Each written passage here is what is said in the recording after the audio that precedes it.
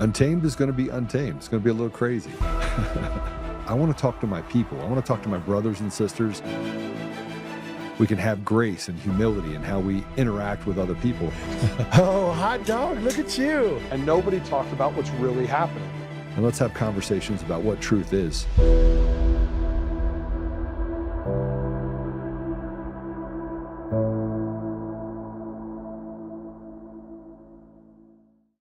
We have some breaking news in the FBI's Fulton County election investigation. More than 200 federal agents now in Georgia to comb through data seized earlier this year.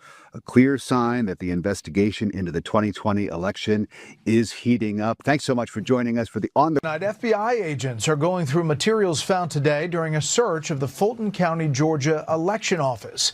That search is said to be related to the 2020 election. Correspondent David Spott has details tonight. Good evening, David. Brett, good evening. FBI agents are still on site at the records warehouse for the Fulton County, Georgia Board of Elections. The matter is sealed before a court, meaning details are limited, but we can report this is related to the 2020 presidential election. Sources tell Fox News that agents retrieved documents, phones, and computers after a judge signed a warrant. President Trump has long made Georgia, and specifically Fulton County, a target of his complaints relating to the 2020 election. Shortly after that election, Trump spoke to Georgia's Secretary of State, Brad Raffensperger, and said he needed 11,780 votes to win the state. At the time, Raffensperger said he felt pressure from Trump and denied any widespread election fraud. He continues to deny it to this day. Now, Fulton County District Attorney Fani Willis brought state criminal charges against then former President Trump and others in 2023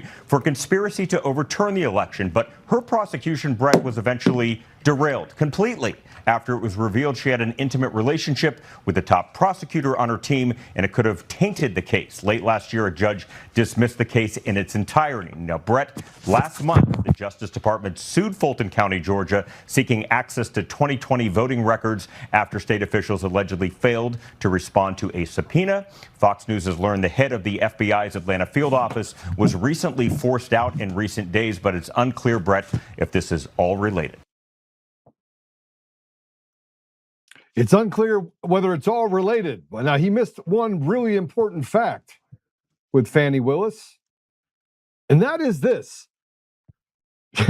She had a grand jury indictment. The person that testified was Eric Coomer. Eric Coomer testified under oath in order to have President Trump locked up. That was the ultimate goal. There's a lot of things that are coming out right now. And one of the things that's happening is that on Thursday, President Trump is set to make a huge announcement related not just to the 2020 election, but to the machines, the mail-in ballots, and the legitimacy of senators and congressmen around the country. We knew back in 2021. Let's go ahead and put this up. President Trump is set to declare both Georgia Democrat senators illegitimate over massive election fraud. Those off in Warnock seats are now on thin ice. This drops after the FBI raids hit Georgia election offices hard. The walls are closing in. Time to expose it all and drain the swamp for good. LFG, won't tell you what that means, but our guest, Ivan Raiklin, might be able to tell you a little bit about that. So I had to put up a post, and then I'm gonna get his thoughts because I have some videos that I want to show. This wasn't new news to me. First time that I actually put it out there to the public was on January 1st of 2021. I built that model in 2020. In December of 2020, after I got sued by Eric Coomer. They would have been better off leaving me alone. They would have been better off ridiculing me from the sidelines because as a system architect, I'm actually really smart. I don't know, actually, maybe I'm not that smart. I got involved in this. Maybe that makes me unintelligent. But we said that they were going to steal the election and the runoff election in 2021, on Jan 5 of 2021. I sent the model to Washington. I said, this is how they're going to do it. The system's going to come down. It's going to come back up. Now, since then, they have made major adjustments to the system itself to make it so that it's less visible to the eye, but still visible when you use math in order to figure out whether or not the elections are adversely affected. They are adversely affected and stolen in all 50 states. Put this up. This was my response to it. There's so much that I want to say about this. It was 2020 that I built a model and took it to Washington, D.C. on the 4th of January, 2021. That model and the warning that they would steal both of the Senate runoff elections in Georgia, and they did. And I told them how they would steal it. I even told them literally what would happen line by line and how the system was architected. I met with Pompeo's counsel at the State Department on Jan 6, 2021. I've done so many videos on it over the years. Now it is finally coming to a head, eerie and yet hopeful. And there is the model that I presented when I showed up on Jan 5, 2021. And they asked me the simple question, Joe, how did you know? And I said, well, I'm clairvoyant. But in the Jan 1 video, I was able to actually show how I took all of the material, over 5,800 artifacts, put it all together. I'll also tell you that I used AI before it was cool. I've been involved in AI and building AI long before it was cool. The fact that I had to step out of my company for 3 years kind of derailed some things that could have been pretty significant in my life from a technology standpoint, but I don't regret any of it. And here, put up this post here. This is post 4. At Joe Oltmann predicted the Georgia runoff election rigged before it happened. I said a few months ago that those that slandered Oltmann about his truthful claims regarding Eric Coomer, Dominion, and the absurd notion that the machines were not a part of the rig were going to be exposed. Thursday will be fun, and it is just the start. Foreign interference, CITL, all of it. We exposed it all and let my people go. Never too late to learn from the OG election deniers. So with that said, I'm going to play this small clip. This is from Let My People Go. This is when I was on a stage in late 2022, early 2023. Go ahead and play it. I told them how the Georgia runoff election for the 2 senators was going to go. I gave them the model. Republicans are winning. Guess what happened? System went down, came back up, and it flipped. I went to Washington, D.C. on January 4th, 2021, and I met with counsel for Pompeo. Now, how much surprise do you think was on his face? None. None. None. Now, I'm going to play this one, and I'm going to go ahead and bring Ivan Raiklin in, but I'm going to tell you, Ivan Raiklin, we're going to talk about a lot of things. He actually also, by the way, has a post that he put up related to President Trump's Thursday announcements. But let's play this. This was back when I was a younger man. By the way, becoming president puts some age on you. Also fighting across the country, 900 flights over 6 years. Takes its toll on you. I gained a few pounds. Go ahead, play it. We're going to start where you see the envelope, right? Max, I don't know if you could put your little thing over the envelope, right? Which is the basically... It strangely looks like a Dominion Voting Systems logo. Yes, strangely. So that ballot is them receiving it, right? So these are absentee ballots. Now, I'm only going to talk about that part of the process as it pertains to all 50 states, right? Now, I'm not talking about a specific tabulation system, although I will tell you that we're going to talk a little bit about Dominion systems and other people's systems on this deal. But you have the tabulation system, or excuse me, you have the vote that comes in. Now, in all 50 states, there's a way that you scan those envelopes for barcodes. Now, that can be done through a manual process, and that can be done through a manually. Yeah, electronically. Electronically. Nevada does it electronically, where Colorado does it electronically in most areas. Yeah. Yeah, where they tried Nevada and it was really bad, so they turned it down. So there's practically no real signature verification. Most states do it manually. People looking at it and then referring to a computer screen or another system to check the signatures. Go ahead, keep going. So what's important is that you understand that there's an adjudication process that happens in 2 places during the election, right?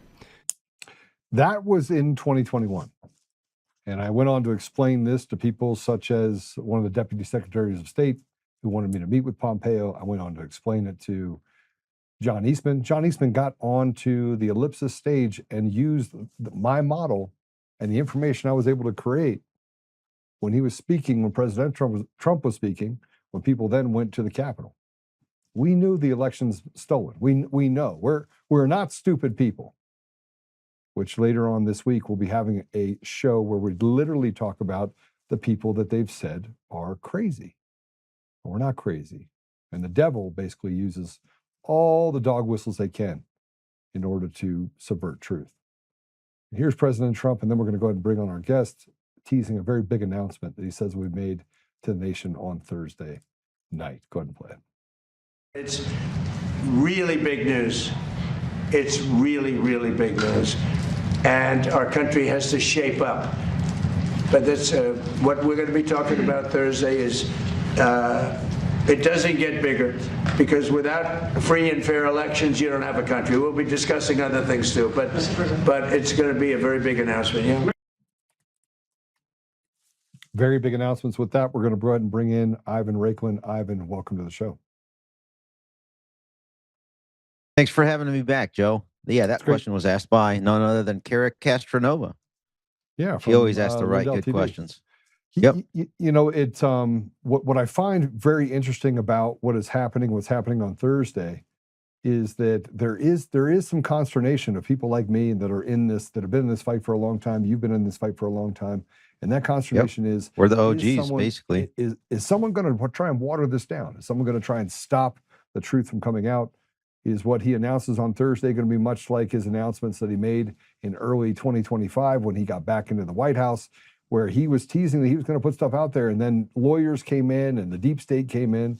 Or is this going to be unfettered President Trump that we see, that finally takes his swipe, his Julius Caesar moment at the people that have stolen the voice and made the American people slaves?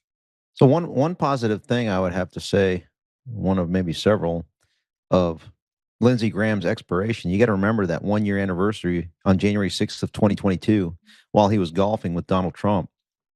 He was the one that called off the 1 year press conference to expose all the evidence at that point that we had related to the January 6th Fedsurrection. Lindsey Graham didn't want that out, and he was the direct representation of the entire federal deep state apparatus covering up for that Fedsurrection, which we all know. The Fedsurrection was there in order to solidify the illegal, illegitimate, unconstitutionally run 2020 election in, at a minimum, 39 states, right? 40 actually with that consent decree in Georgia. So, yeah, I mean, I think now that he's gone, maybe that's one thing out of the way, which gives President Trump a little bit more freedom of maneuver to go ahead and expose this. Well, it's funny you brought up Lindsey Graham, because he died from an aortic dissection. An aortic dissection is a tear. Yeah, in the vernacular, that's called a heart explosion, similar to what you would see from the Pfizer variant or the Moderna variant, or sometimes the J&J variant. Let's back up for a minute, because I think we need to address this. Number one, yes, he did take the jab, right? That's number one. Number two, I'm going to set that aside for a minute. Have you looked up aortic dissection poison by any chance? I have not, no. Okay. What do you think it says? I won't even guess. I mean, I've seen some reports out there where there's basically as you get older, the heart and the aorta gets harder and hardened depending on your lifestyle. And then from there, it's not able to pump as flexibly. And at a certain point, when the pressure gets so high, it just shatters, explodes. Is that about right? Yes. But the problem is that Lindsey Graham, usually when your heart explodes, when you have this aortic dissection, it's quick, right? When you have outside influences that cause it to, because remember, he made the phone call to one of his aides that used to work for another Tommy Tuberville. Yeah, Tuberville. And at that point, 911 was called. Like, he didn't call 911. Now, usually with like a widowmaker, or in this case, something like this where you have a tear, the pain is overwhelming. The first thing you do is you'd call 911. You wouldn't call someone else. The time frame that they're stating just doesn't match. In my opinion, it doesn't match just a basic, okay, we have a basic medical deal. Now, I don't want to create and become a conspiracy theorist on something that doesn't jive. But usually the call when you have this type of problem is not, the first call you make is not to someone in your inner circle. Yeah, man, the way I take it, it was, hey, I'm having heart issues. I'm having a compressed heart. I'm going to take care of it in the morning. And I think that quickly developed. And then he probably contacted the second individual that made the call to EMS that we heard on the radio transmission that I was alerted to. I was probably one of the first ones alerted that had any significant account. And that's why I posted at 10:30 at night, because I waited a couple hours to kind of see if anybody else was going to catch on it and post something about it. No one did. And so I just said, hey, Lindsay, are you going to visit Mitch McConnell? Everybody got their panties in a bunch that I was the first one that had any indication that potentially Lindsey Graham had some issues. Were you part But of that Lindsey? person was from Baltimore. That phone call from the lady that called in the EMS. Sarah, yeah. The FBI is now at Lindsey Graham's house doing an investigation. Is that normal? Well, when I was there 2 days ago, that was about noon or 1 o'clock afternoon on Sunday, the FBI showed up within seconds before me.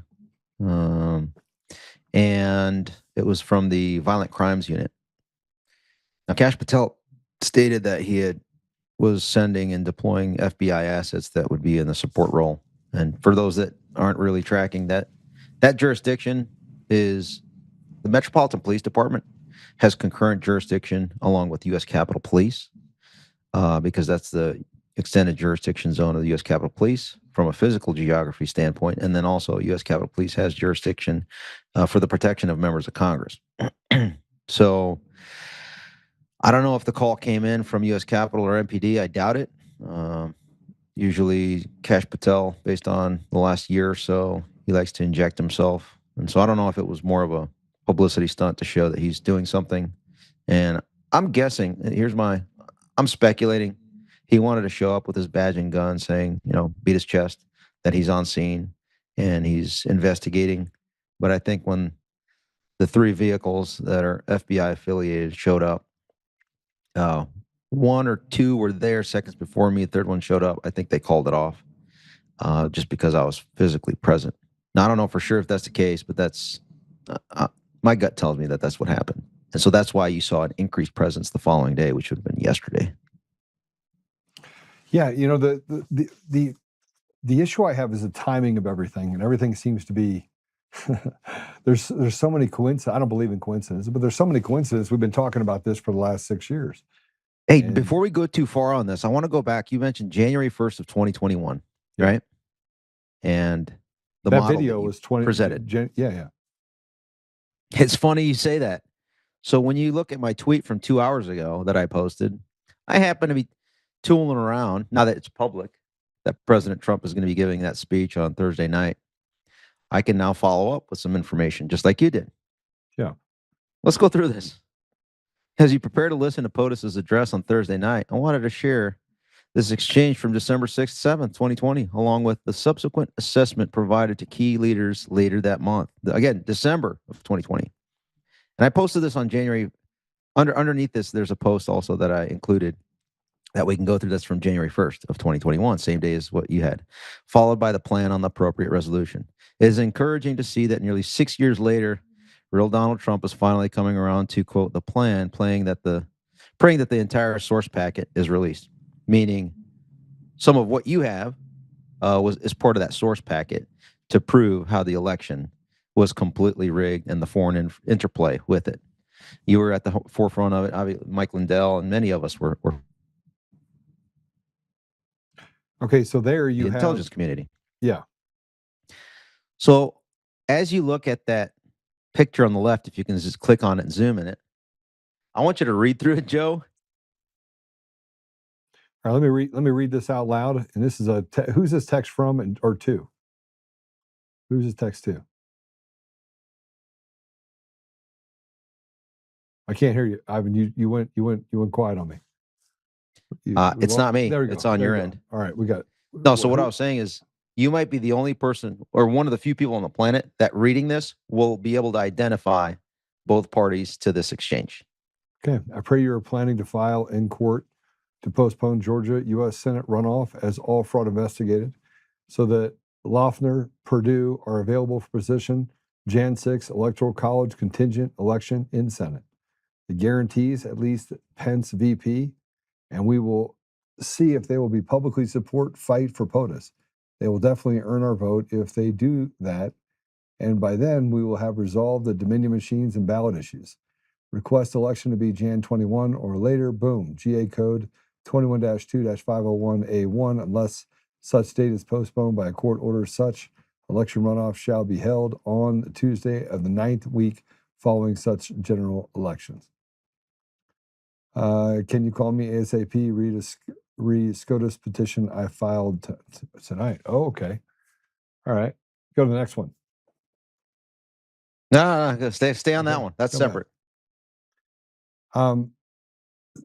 So it appears. Who do you that think this the might Ivan is referring to? I think it's John Eastman. Nope. If it's not John Eastman, it'd be Who's in Georgia? Sidney Powell Who's in Georgia at the time? on November 14th. December 6th, 7th. 6th, 7th. Who's in Georgia? Who filed the Supreme Court case based on the memo that I had sent him? Well, Sidney Powell Considering- was in Georgia. And Right, she filed separately. Yep. yeah, But that was related to the November 3rd, 2020 election. This is in relationship to the Senate runoff on January 5th. And so I Yeah. drafted a memo. While you think Yeah. about it, I'm going to explain. Drafted a memo explaining the Georgia Constitution and Georgia statute construct, as well as U.S. constitutional arguments, where in the runoff, you're technically supposed to have only the registered voters that were legitimate registered voters from the November 3rd election able to vote in the runoff election. Since it had not yet been resolved how many of the ballots cast in November were legitimate voters, registered legitimate, voters, it was premature to hold a runoff election on January 5th. And so this person filed a lawsuit articulating some of this. well, Christina Luckily. Bobb was there. They responded to my memo. Who? Christina Bobb was in Georgia. She was doing the investigation. Chad Wolf was down there looking at ballot boxes in December related to a shredder truck that showed up soon after the election at the end of November. Keep going. Which was the last case dismissed by the Supreme Court as it relates to the 2020 election? Last case. Why am I missing this person?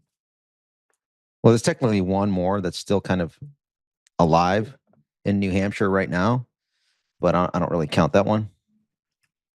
Yeah, I mean, look, the problem is during this time you had Lynn Wood that was putting his head in the middle of everything. You had Sidney Powell. There you go. That was Lynn Wood. Mm-hmm. Okay. I don't know how I feel about that. Honestly, I spent That's a lot why of I time wanted with Lynn Wood. to. I spent a lot I of time know with Lynn Wood. I've never I don't think I've ever physically met him. I negotiated the settlement with. Remember though, this is Rittenhouse, the December lawyer 6th, for 7th, Rittenhouse. right? Yeah. Of 2020. Yeah. So just frame it in that context. What I'm getting I at don't think here I is had a that- conversation with Lynn Wood until sometime. By the way, if this is December 6th, this would have been just after Lynn Wood had Sidney Powell, Mike Flynn, Patrick Byrne, what's the guy's name from Cyber Ninjas, all at his place at Lynn Wood's place. They were there talking about what they were going to do on an audit going forward. They all met and collected themselves at Lynn Wood's place in late November. This was right after that. Okay. Yeah, but this was dismissed, right? He filed a petition. The petition. Right, but what I'm getting at is that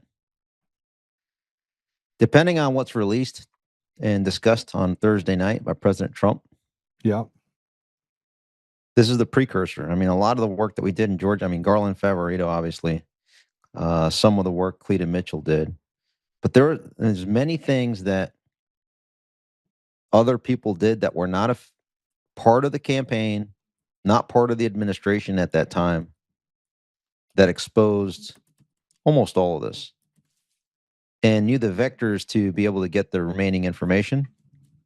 And so it's good to see that we have enough white hats that are listening to the demand signal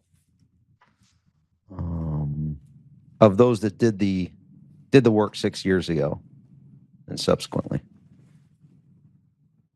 Okay, so And when I say source packet, it'd be nice for them to provide it all. But well, I mean, look, I'm not sure. I'm kind of reticent on. I think Radcliffe is there to remember. Radcliffe is going to be there as well. I think he's there to do the limited hangout, controlled mechanism. well, I think We'll I think see. at the end of the day, I don't really care what limited they do, as long as they actually eliminate the machines and mail-in ballots, and they do so by being able to prove that the machines are compromised. Now, this should lead to, and this should be an announcement on Thursday that leads to the indictment of people in Dominion, specifically people like Eric Coomer and his attorneys and the other people that, frankly, have created this. Right. white That's what noise. I'm saying is that they don't have that intestinal fortitude. And from my perspective, it'll just be forward facing. They're just going to threaten, hey, if you on the left and right, to include Brad Raffensperger and Brian Kemp, if you don't go along with us in supporting the change of the electoral system and the Save America Act, Republicans, then we're going to go ahead and try to push for criminal charges. I think that's the strategy. So no one's going to be held to account. They're just going to pass the bill and say that's a victory. Well, I mean, then it's just light. It's accountability light. Nobody goes to prison, or we have the indictments. It's just more transparency, right? Yeah, I mean, this is the part that drives me crazy. It's really simple, right? Well, the second assessment also, there's that component. I don't know how much they're going to go into with that second photo that we had up, but if you guys can bring that up. Bring that back up. There you go. That's the assessment that was provided to some key leaders, and I don't know, maybe they're going to finally go into the direction that they were guided to, and where to find this information to prove it. Yeah, so this just gets back to the pedigree of the fraud itself, where it came from. And if you go all the way back, you can trace it back to 2004. Obviously, there was fraud long before 2004. But 2004 is when Clinton Curtis testified in front of Congress and said, I was told to build a system. It just so happened that, 22 years later, that system is now nearly fully fortified, and it is stealing elections at every level. And you saw what happened in Virginia. At breakneck AI speed. It really is. It's unbelievable. As a matter of fact, I use AI in order to tell me, when I'm going through data and I'm looking at how the information is actually pushed through the funnel, whether or not AI was used and whether or not they were actually using PID controllers in order to fix the outcome. And now they have a multitude of things that they're able to do. They did it in the primary in Colorado. They did it in the election for Virginia governor. They did it for Mamdani. And they did it for Spencer Pratt. So you have all these different elections, which are largely fraudulent elections and fraudulent outcomes. Mm-hmm. And you can see it mathematically. It's impossible to happen what happened to Spencer Pratt. It's even more improbable, if not impossible. I mean, to basically the 12th degree that you wouldn't be able to get a fixed outcome that they came to the conclusion for Spanberger and the people that were elected to the state house. It's not possible, Ivan. All right, Spencer Pratt, Los Angeles. Who's going to prosecute Democrats stealing an election for Democrats in a Democrat city, Democrat county, and a Democrat state, violating election law of the state? Like, who's going to go after him for violating state election law? Well, I mean, look, there's a bigger problem here that I think the question, you're not asking the right question. You're not asking the right question. How do you get past a rotted judiciary? Because the judges have become henchmen. The judges in our country are largely rotted, and they have created a lawless society across our country. They are basically they are the pinprick. The Soros DA won't even bring it to the court. Well, you can't bring it to the court because the court itself won't even hear it. You see this happen time and time again. I had Eric Holt on yesterday. Even before, there won't be even a criminal charge for a court to hear because the DA won't bring it. Correct. So then how do you resolve that? I mean, let's let's get to the meat of it. How do you resolve something when the system is so rotted out to the core? So far, at the every only level? resolution to any of this has been life expectancy. What does that mean? When Lindsey a person Graham? expires, then all problems are solved. Okay, I would agree with that. So when the culprit expires or the victim expires, then that's how you get justice. That's so far been the modus operandi of this and every previous government. Nothing. All right, So what are you when it's my calling time for? to Because sign off, I do this. I do this. Same thing with you. I do this all the time. Like I'm calling for the hanging of people that were treasonous traitors that have stolen the voice and enslaved the American people. I've been very clear about that. Yeah, but that's right? too diplomatic. Well, I mean, look, a war. We have to know targets, and if targets are the people that are being protected by people that have said they're just quote unquote doing their job, which is what we ran into on Jan 6th, then we're dead in the water. And with the COVID jabs, yeah. All right, so. Well, it takes a village to put an idiot on your back and drag him to the truth. Okay. So maybe on Thursday, we finally get to where the lemming normies and now Fox News is acquiescing to our truth that we already presented 6 years ago. All right, let's look at this. We see that Mitch McConnell, do you think he's alive? I heard he's brain dead, and that came from a pretty reliable source. And then you have him just show up like somewhere along the line, everybody had 20, 30-minute calls with him. But you think he's still there? I don't know definitively if he's alive or dead, but so far I don't have any convincing proof of life. That picture that was, I don't even think it was put out by was it put out by his team? It was some like other third-party media account that said, oh, McConnell put out a press release. Yeah, whatever. But you can't prove that it's even a dated photo. I mean, there's no. And if, by the way, I tried to figure out whether or not you can. If he's in recovery, why doesn't he just do a press conference? You know, send his condolences to his good friend, Lindsey Graham, right? What do you think the outcome is for this? What do you think the outcome is? We have two prominent Republicans. And we have some other kind of rifts that are in the water too. We had, the upset primary in. With help me, President Trump. Kentucky? Yeah, Massey with Thomas Massey. There's some rifts happening inside the party, and I'm not sure that it's all good. So how are we supposed to look at this? I know in Colorado it's not good. We got Victor Marx running for governor, and supposedly that election went the way it did, which I don't believe that at all. 50-50, 20. We know that election is fixed. How do we get to an outcome where the Republican Party is so fractured and broken that it doesn't even look like a party anyone should associate with? Well, the old adage is the only thing worse than a Democrat, the only thing worse than the Republican is a Democrat, right? Right. So that's bottom of the barrel in terms of humanity goes. How do we solve this? I mean, it'd be nice for the betrayals to stop from this White House on what we voted for this administration to do. That'd be a good start. And then focus in on the domestic issues that we had voted for. But this White House continues to fall in line with its big donors, as opposed to the 77 plus million people that voted it in. I mean, it'd be good to do both, right? Try to feed the interests and desires of the voters and the big donors. That's doable, as opposed to just only doing the donors' bidding. Look, I'd be the first one to tell you that I'm disappointed in the speed by which things are getting done. But if Thursday turns out to be something significant and there are arrests and there are people that are brought to account, then how would we walk away from that type of, I mean, at that point, at least you can have some, it's a semblance of hope. Hopium. We're right back on the hopium bus.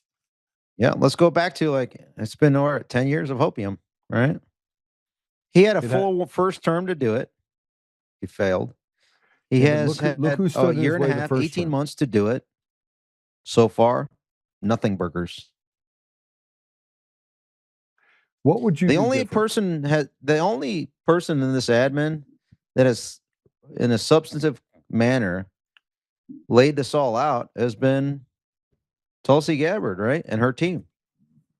Yeah. I may or may not know every single individual that was part of that team. We'll leave it at that.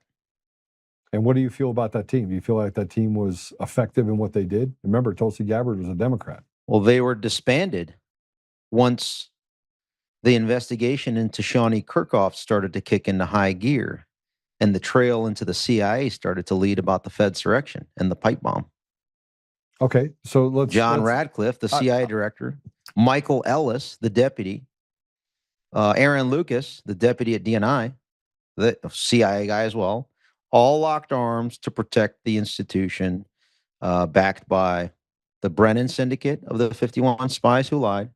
And many people say that Radcliffe is a Mossad stenographer. Okay. Let's hypothetically say backed by everything Miriam you're saying is true. Adelson when he was a congressman. Let's say what everything Same you're as- saying is Same as let's the say president. Let's say that everything you're saying is true. Everything, all that is true, right? It is. It's Tulsi backed Gabbard- all by evidence. We can bring it up as we talk if you want to see all the receipts. I would love to see the receipts and do an actual show of the receipts so people can understand it. But I want to look at something different, deeper than this. You said that it all led back to this thing with the CIA, and obviously we have Brian, who now got indicted, basically an at-risk American for these pipe bombs. Yeah, Brian, the young man. Brian Cole Jr. Brian Cole Jr. that got indicted for the pipe bombs, even though the gate analysis, all the work that was done. He got indicted on Dan Bongina's birthday in December of 2025. Oh, what a coincidence. I love how the FBI, the handlers, are just stroking Dan Bongina's ego. And alongside him, he's got Todd Blanche and Pam Bondi and Janine Pirro and Kash Patel, right? It's like the Kardashians. It's like Kardashian Patel and Dan It's Bongino. laughable. Yeah. But I want to get back to this. We know Brian Cole is not we know Brian Cole is not the bomber. We know that Kyle Seraphin was put on duty to watch the house right next door to Shawnee Kirkhoff, and that they had traced the individual that the bus pass was used to the neighbor of Shawnee Kirkhoff. Yeah, it's, by the way, 10 minutes from where I'm sitting right now. But you understand? You understand in my Falls point? Church, Virginia. My point is that there is no such thing as coincidences. And when Steve Baker had a conversation with Kyle Seraphin, Kyle's like, wait a minute, let me tell you the address. Kyle was able to tell Steve Baker the address, right? Mm-hmm. So he would never have known that had he not been on that, and he knew exactly who they were actually investigating. Yeah, I've been there. And then the gate analysis proved that Shawnee Kirkhoff was in fact the person that was responsible for the pipe bombs. Well, no, I wouldn't frame it that. I would say that the gate analysis is more consistent with Shawnee Kirkhoff's gate and then he gave a percentage behind it. He didn't conclude anything. He just gave an assessment with a hypothesis and he gave it the confidence level of his hypothesis, tying it to Shawnee Kirkhoff more so than Brian Cole Jr. But the institutions are locking arms to not allow anyone to go down that path. Hold on. And you can look at the picture and you can do a negative positive analysis, and you can tell that the person that's in the picture is not a black man. You can. It's pretty easily. I mean, I can use the software in order to look at the not videos. For those people that consume the FBI and CIA controlled media. So that leads me back to why are we protecting the institution? They all believe former code deputy delegate. What is it? Code delegate deputy of the FBI, Dan Bongina. Oh, and then he left. Yeah. He left. What's he doing now? I don't even know. I mean, is he hiding somewhere? Is he doing a podcast? I don't know. I never heard of it. Haven't heard of anything. He blocked me on all the platforms, so I don't get to see any of his stuff anymore. I don't think anybody else cares about his stuff anymore. Ooh, that's a flex. Blocking someone. It's powerful. No, he's like the show me the evidence of the stolen election, and he closes his eyes and ears. Show me the evidence. After he got the COVID jab, I just think he became a complete cuck, bumbling coward buffoon. It's Well, look, unfortunate. He's always been a part. He bought into the whole COVID cabal. Look, he's always been a part of the political establishment, right? I mean, there's no question that he stood up and said that. No, I mean, he did some good work exposing a lot of the issues that we're trying to still resolve. But I mean, at some point, so the enemy would always do that in order to get. He was told not to pursue it. And I don't believe that, complied. Ivan, I don't believe it. That's not what I believe. What I believe is that there are plenty of people that call themselves patriots that show up with information that is either partially true or semi-true and walk Americans off cliffs and stand as controlled opposition when a time comes to talk about someone like Brian Cole. Look at what he did with Shawnee Kirkhoff. He stood up and said, "See, it wasn't Shawnee Kirkhoff, the person." No, I'm talking about when he was the pod guy. Back before he still is the podcast guy. No. Now he's he's the limited hangout comms guy, external for the established order to protect the system. I'm talking about before he came into government in 2025. After he just changed positions from, remember, the only time in American history that you had to have, because of his incompetence, ineptness, Bongina had to have another person fill his role as deputy director, Andrew Bailey. Like, I don't know what it was, 100 days in, because he couldn't handle the job.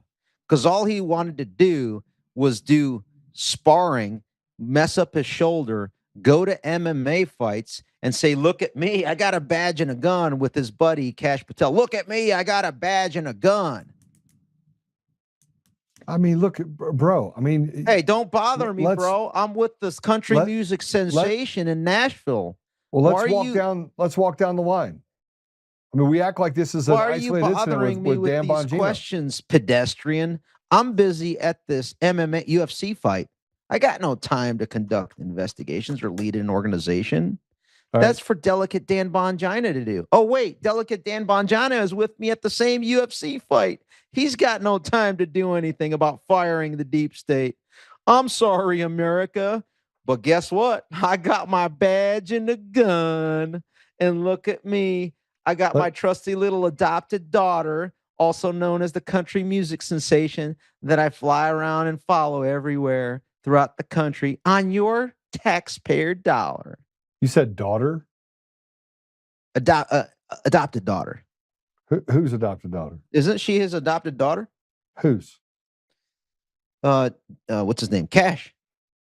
No, that's his girlfriend. No, because he brought her to Family Day. No, at the FBI. So then how does he bring her if she's not a family member? Yeah, she's a country sensation too.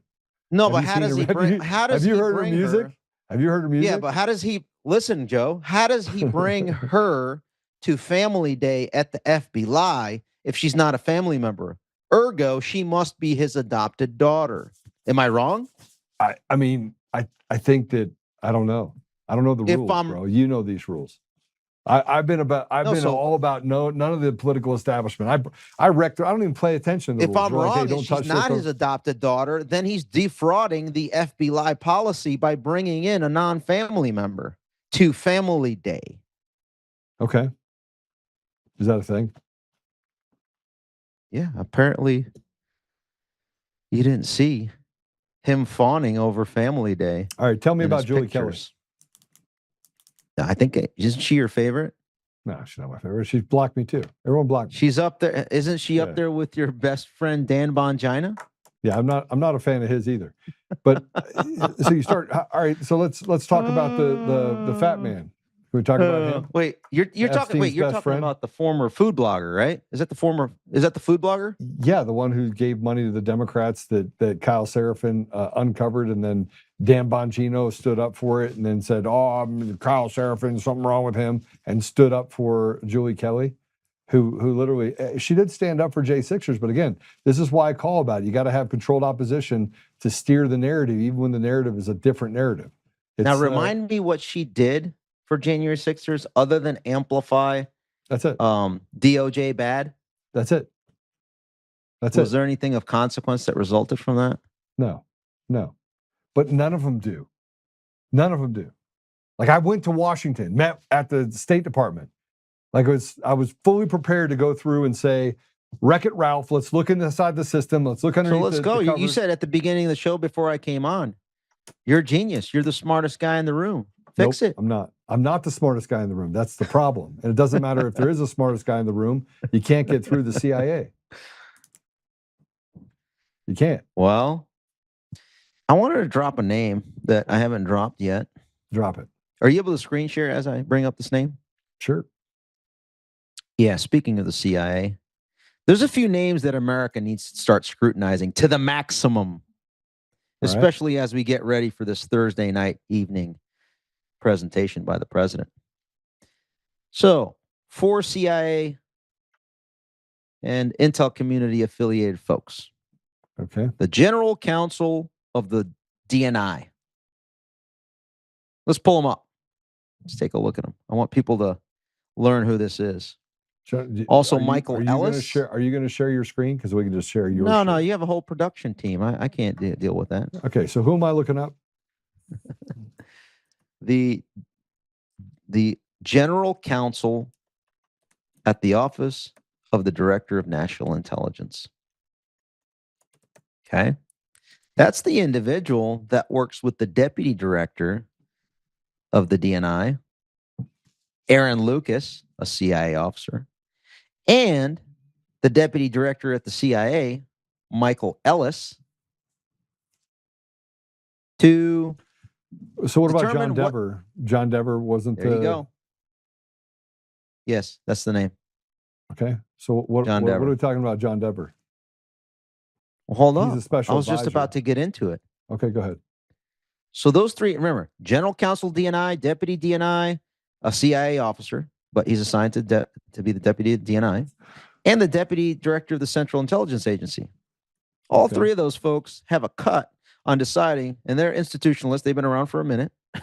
They're the ones that decide whether or not to disband this Tulsi Gabbard Directors Initiative group. Okay? They're the ones that decide what gets declassified, right? And what doesn't. Okay. How to manage the limited hangout. 2 of them have an X account. Keep an eye on it. That should give you some indicators. Michael Ellis and Aaron Lucas both have X accounts, formerly known as Twitter. And so Okay. my postulation is that they're the ones that are managing everything related to no accountability. They provide some transparency, but there will be no accountability as long as those 3 are there. But guess what? You think Bill Pulte knows this? The acting DNI? Or think is he the does, general counsel telling Bill Pulte, hey, Mr. Acting Director of National Intelligence, Mr. Pulte, your honorableness, highness, I would highly encourage you not to do X, Y, and Z because that would put you in very high level of high risk liability, up to criminal liability.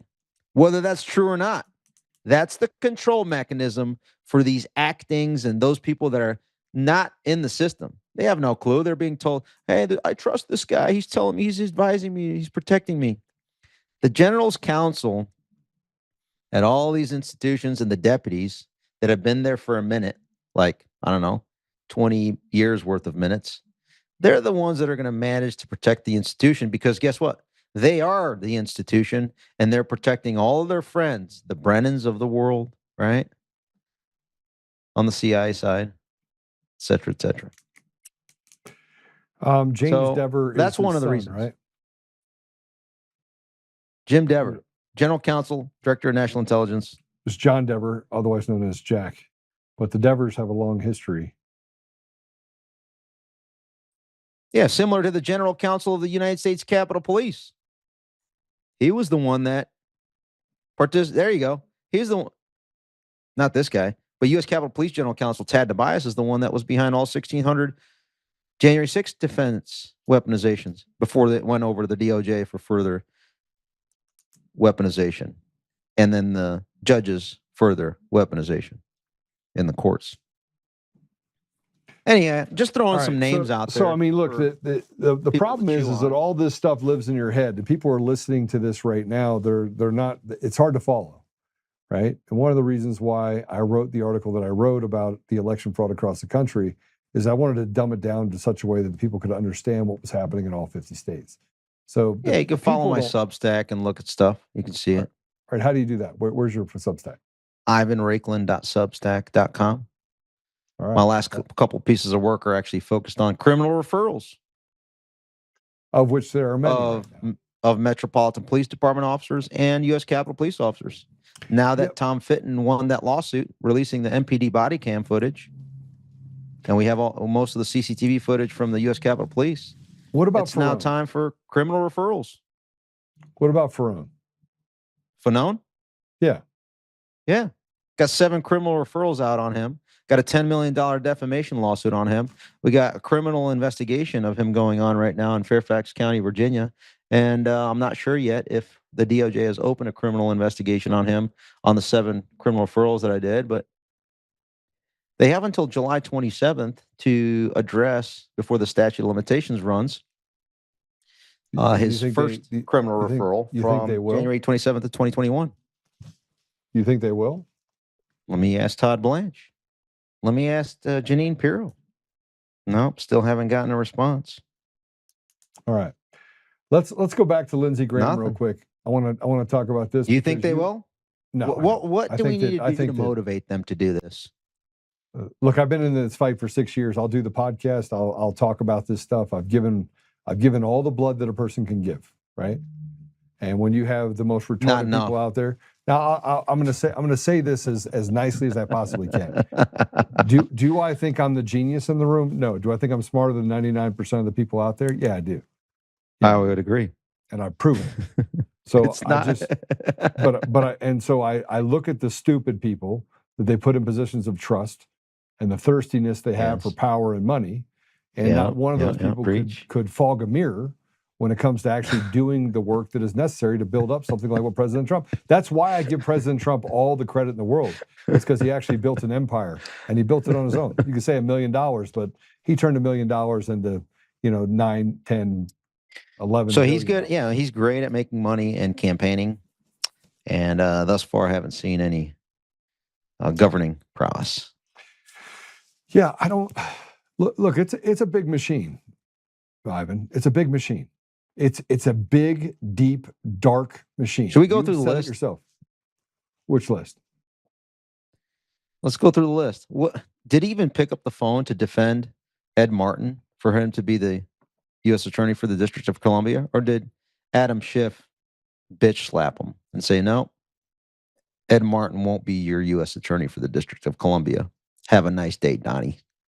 That's what happened. Okay, bitch slapped him. Okay, so if he can't deal with that, let's go up next. Mark Zuckerberg, $400 million. He bribed the election system in 2020 and censored billions of people worldwide related to COVID information. I mean, he self-admitted to this in a letter to Jim Jordan. What does Donnie do? Hey, Mark, come to the White House. Come to my inauguration so I can pat you on the back. Oh, and then I'm not going to stop there. I'm not sure. I'm going to bring in Albert Bourla into the White House and give him another, whatever it was, billions of dollars to continue to distribute the DNA mutilation injections. Okay. Thanks, Donnie, for Operation Warp Speed. Hey, Ivan, you got if you're going to have a debate, we got to have a debate, right? So let me just, let me and what about his endorsement in order to win, in order for Mamdani to win in New York? Who did Donald endorse? The Democrat COVID criminal, Andrew Cuomo. Well, who is he going to endorse? When is he going to stop betraying us, Joe? Who would he even? Maybe Thursday he'll stop betraying us. Who would you have him endorse in New York? How about the Republican nominee? How about Donnie would endorse the Republican nominee? I mean, Not I think, the Democrat listen to me. COVID criminal. Listen to me. I think you're missing the point. You're missing the point. The elections are all kabuki theater. They're all lies. Every one of them. There's not every election in the United States is a fucking lie. Not maybe it's a lie. Not maybe it's real. They're all Gonna give him a pass fake. on all that? No, I'm not gonna. I don't give anybody any passes. But I think that we have the talons of. We're already in communism, right? We're not. This isn't. There's no free country. You're not in a free country when you don't own your damn house, where you pay 56 cents on every dollar of the government. They can use it wherever they want and give it to illegals and Islamic extremists and have them take over our community and give them free education and free health care and free everything, while the American people have to go to work for 60 hours a week. This isn't a free country. It's a freaking slave camp. That's what it is. You know what I think? I think that both parties could put them in a blender and mix them up, and you wouldn't be able to tell the difference between them, DNA-wise. You want to know why? Because they're all shit. All of them. Because they've been Careful how selected you for use so the long. term blender. People are going to conflate that with wood chipper. But grab the wood chipper. My point is this.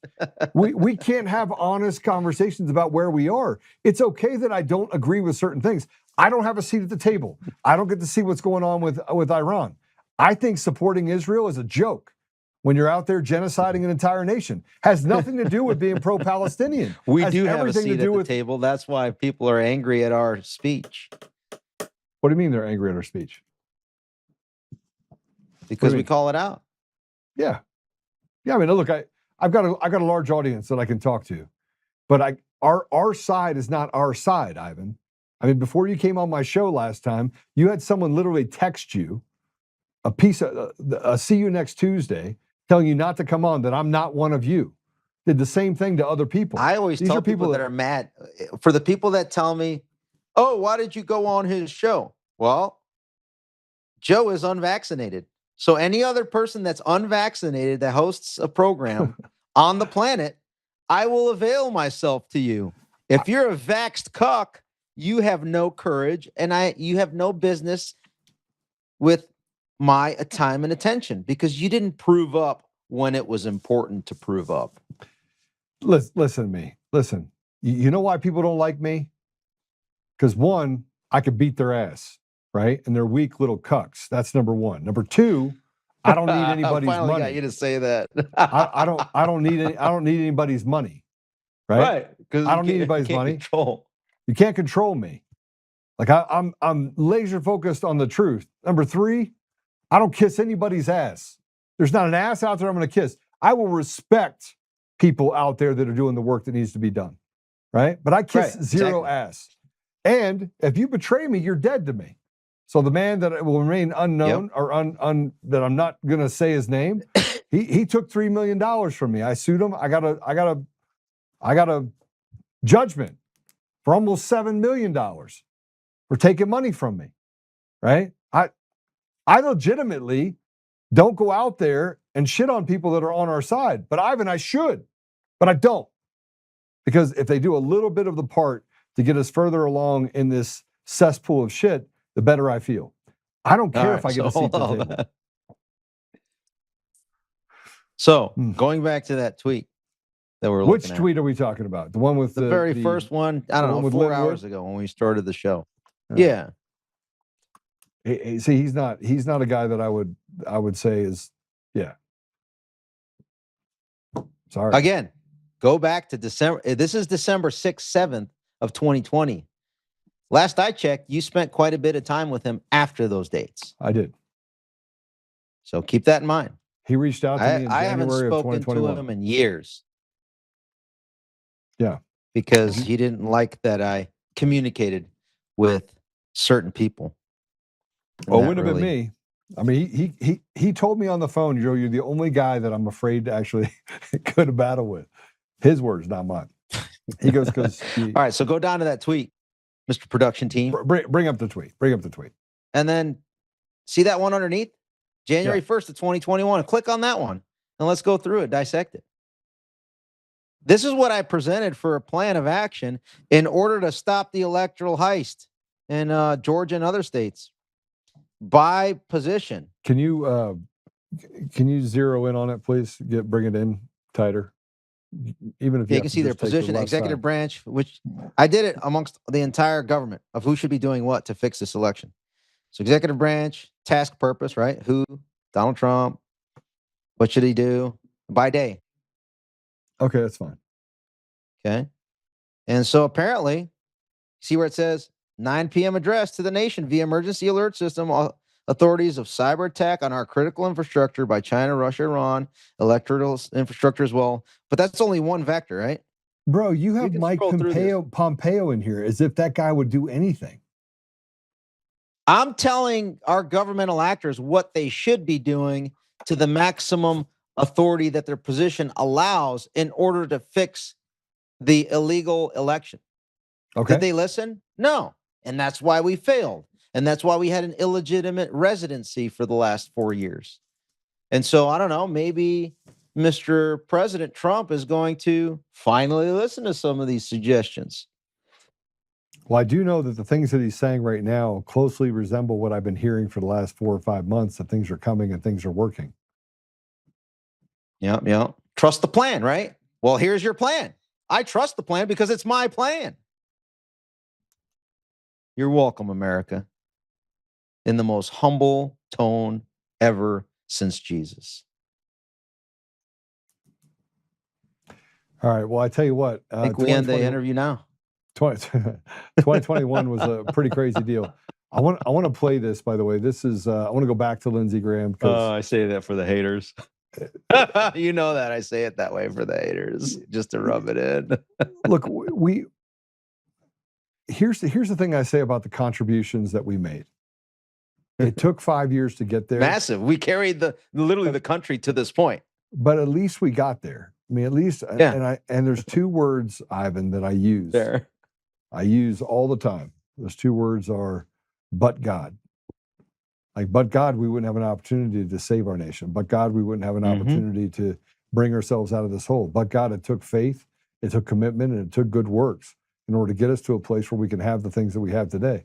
And I think the contributions, even from people that I frankly don't like, have been significant. Yeah, they played a role. And I want to give those people, even at a small level, even people that were, at precincts in New Hampshire and Virginia and that ran for office. My friend Don Powers up in Oregon that helped fund things and get people organized and give up his own of his own one by one, his own reputation. The domino kept accumulating. There's like one snowflake at a time as we accumulated the avalanche. And the number of people that I met over the last 6 years that are extraordinary but ordinary, extraordinary in their faith, extraordinary in their courage, their resolve and resilience, but ordinary in the fact that they would have carried it even if it cost them their death. Though that's the reason we got to this place. And frankly, it's a lot. Like, I know running a company is a lot. People are always chirping in my ear. Running a country is even different. It's even more complex because everyone is important. Everyone feels like they're the most important voice in the room. And in 2021, frankly, there was a lot of voices. Like, I was meeting with people. There's a lot of people saying, President, go this way, go this way, go this way. And I just became another one of those voices. And then I started to figure out they didn't have a plan. Nobody had a plan. And so I give a lot of grace to President Trump because just seeing you just saw a plan. So you had a plan. I had a plan. There's a few of us that had a plan. You mentioned a few names like Eastman, right? I may not agree with some of it, but at least they were putting forth suggestions / courses of action to take. Look at Christina unfortunately. Bob. Yeah. I mean, what an extraordinary human being. And I mean extraordinary. Who I think gave she's up a at lot. Judicial Watch right now doing some good work. Yeah, she is. I mean, I think Tom Fitton's a piece of shit, but I mean, other than that, everything else is good. I don't like any organization. Well, you don't like that he's got bigger muscles than you? I would venture to say it's probably not true. That's actually not true. I just want you to know I don't always lack like anything, me, baby. man. I got to get in the frame here. Come on. Yeah, what are those? What happened to you? You stopped lifting or what? No. My point is I'm trying to lean up over here. Anybody that tells a story and says there's nothing to see here, let's not focus on this, walk away from the machines, walk away from the mail-in ballots, they're just trash. And if they can say something privately and then try to eviscerate me publicly, fuck them. Tom Fitton's a piece of shit. I'll say it again. And the Heritage Foundation, for them to come out and say, yeah, we know what Oltmann was saying in Denver was true, but we can't say it publicly, fuck them too. Like, I'm sick of these people that are just cowards. President Trump's not a coward. And you can say whatever you want, but he stands on a stage every day and he said the elections are fraudulent. And he know that everything comes on that from topic, stolen absolutely. elections. So, But I mean, he's not had- going to get But every he had win, Lindsey Graham convince him, no, don't do a press conference about January 6th and the stolen election and the Fedsurrection. And he listened to him. Yeah, I mean, January 6th of 22, year later. Here's the problem. Here's the problem. It's not, you can argue with his methods. You can say that he's not doing enough, but man, he's carrying the weight. Like we chirp from the sidelines. I'll get involved and help when I can. But there are so many bad people in Washington. Would you agree? So many, almost all of them.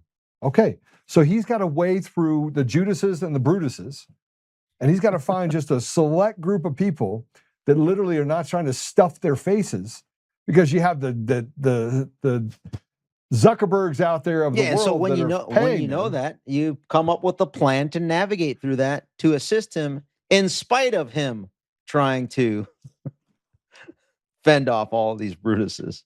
Yeah. Yeah. So the problem is that guys like you and guys like me, like we would end up copying to a charge, because we'd be in the middle of a meeting and one of them would open their mouth and we'd throw them around like a rag doll, and all of a sudden Capitol Police would come in and just oblige at the idea that you just got charged with a felony for throwing that weak piece of trash around. That's the reality, because I have zero speaking patience of for Capitol demons. Police and felony, 6 criminal referrals on Michael Fanone, 2 of which for assaulting the Capitol Police officer at the same hearing that he defamed me. By the way, $10 million defamation lawsuit, 7 criminal referrals, and Fairfax County PD is investigating him for potentially coordinating and organizing threats against me. Pretty crazy. The whole thing's pretty crazy. All right, I'm gonna finish up with this. I'll give you the final word, but here's what I'm saying to you. I just want to give you a little bit of encouragement. President Trump is literally, I'm always happy and positive. He's the odd man out, right? He is the guy that's holding the long straw and the short straw all at the same time, and he hasn't shown anyone which one is which. So you're saying that he's never made a single mistake, he's perfect, and everybody around him are the ones to blame for all of his failures? No. I think I've made huge mistakes. I think he's made huge mistakes. But I don't know which mistake is which one's the most important thing to work on.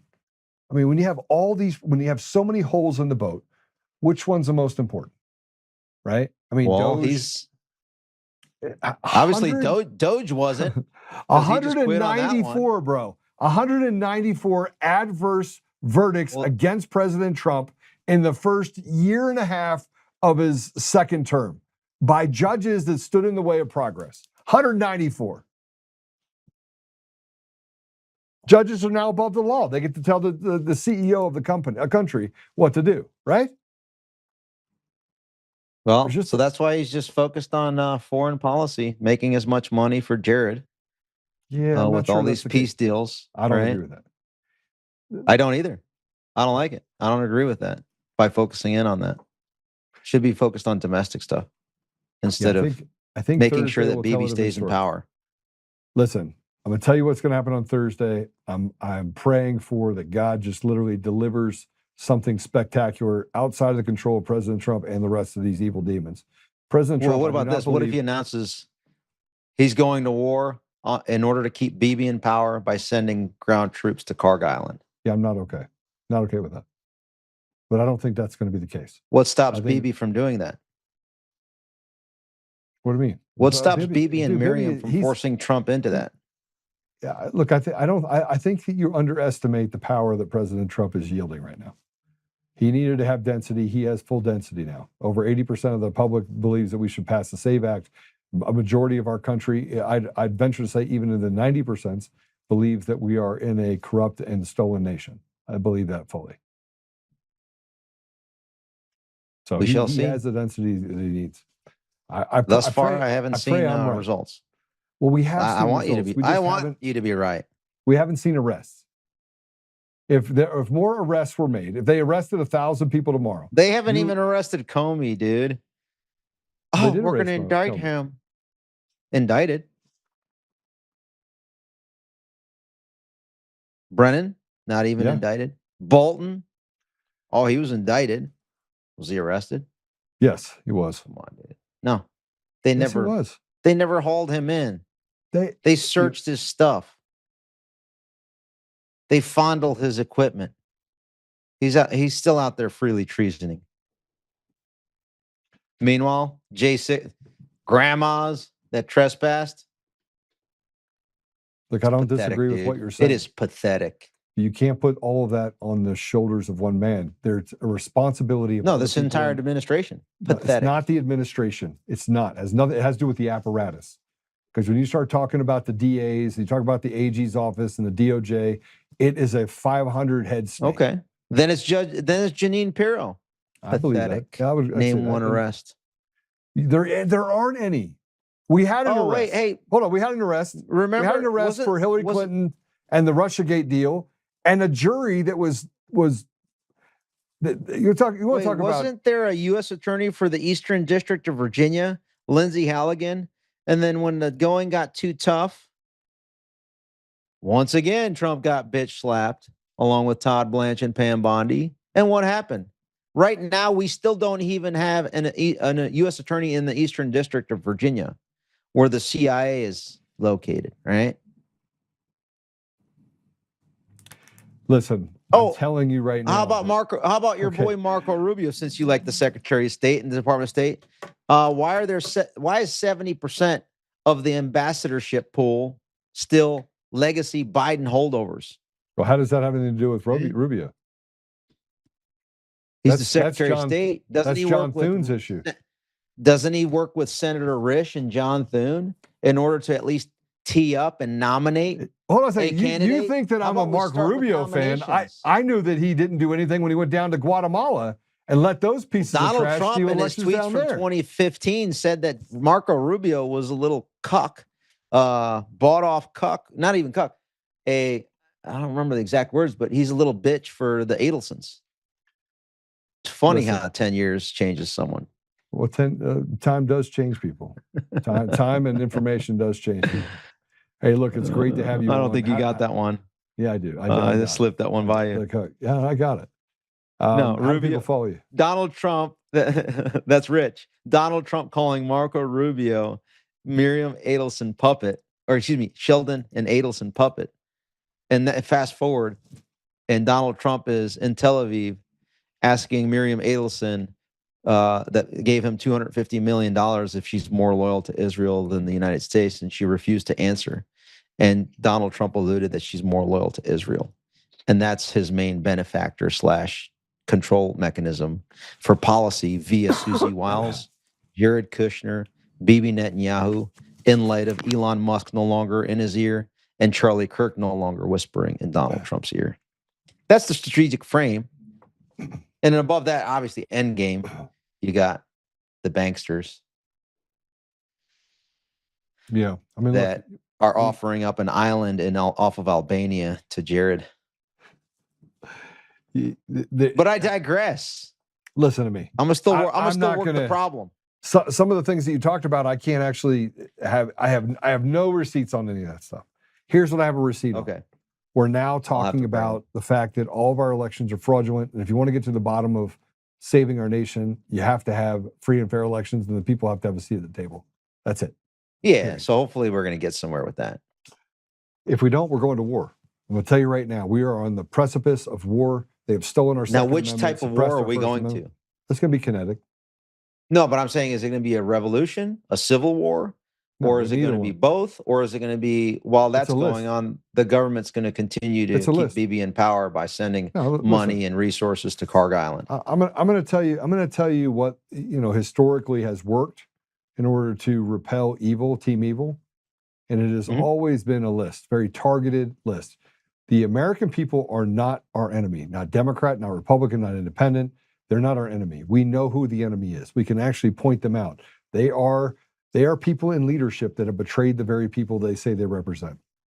A vast majority of this country does not believe that even if the Democrat over there believes something leftist, that that's a problem. Both sides feel like they've been left behind. Both sides have been betrayed. Both sides have been treated like slaves. In order to break those bonds and break those chains, you have to focus in on who the problem is. And those are the leaders that are in Congress on both sides of the aisle that have ignored, stepped over, and spit on the American people. I have a list myself. That's my case.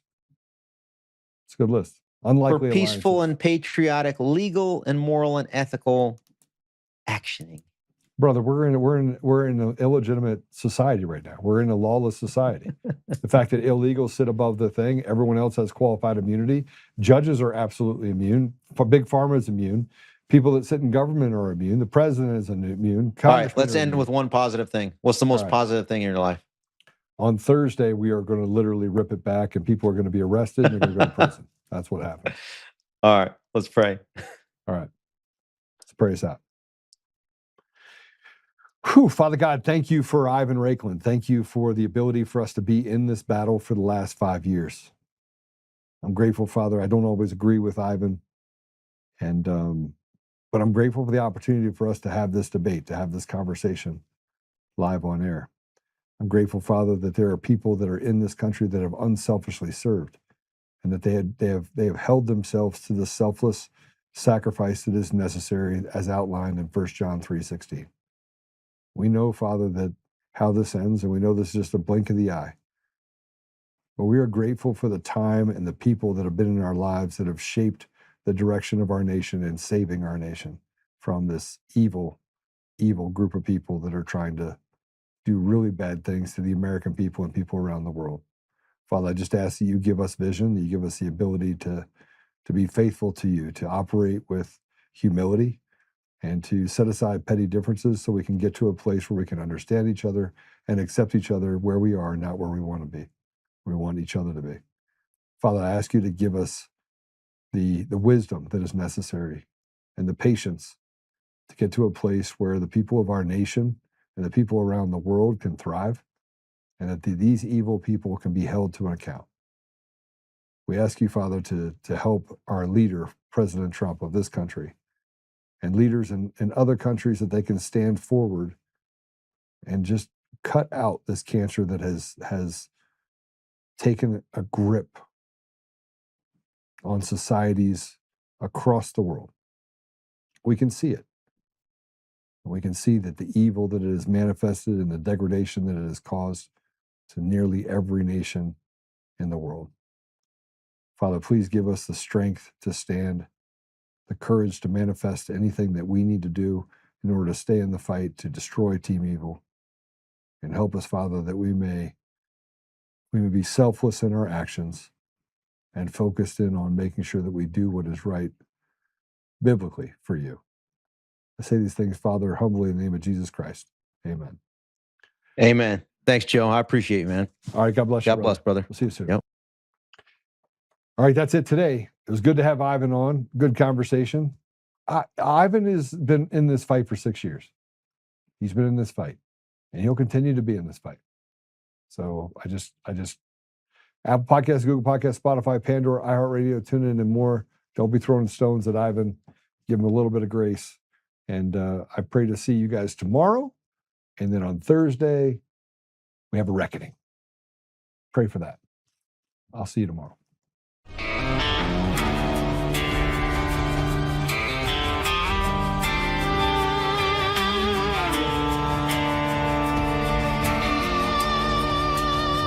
Rise up untamed in the heart of the fight where the wild ones roam. Joe Oltmann's calling, bringing truth back home. From conservative daily to this untamed fire, we shatter the silence, lifting spirits higher. No chains can hold us, no lies can prevail. Authentic and fearless on this rugged trail. Patriots gather under stars and stripes. Untamed nation, igniting the night. Untamed nation, let the truth roll out in this land of the free. Standing proud from sea to shining sea, we won't back down. Catch the fire, wear the crown. Untamed nation, it's our battle song, motivating hearts where the brave belong. Yeah, untamed and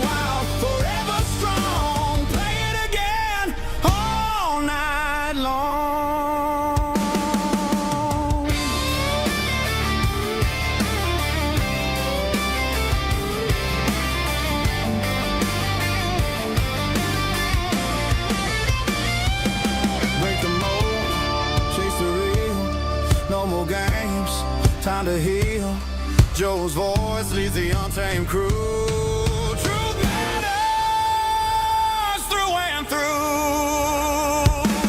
Untamed nation, let the truth roll out in this land of the free. Standing proud from sea to shining sea, we won't back down. Catch the fire, wear the crown, tame nation. It's our battle song, motivating hearts where the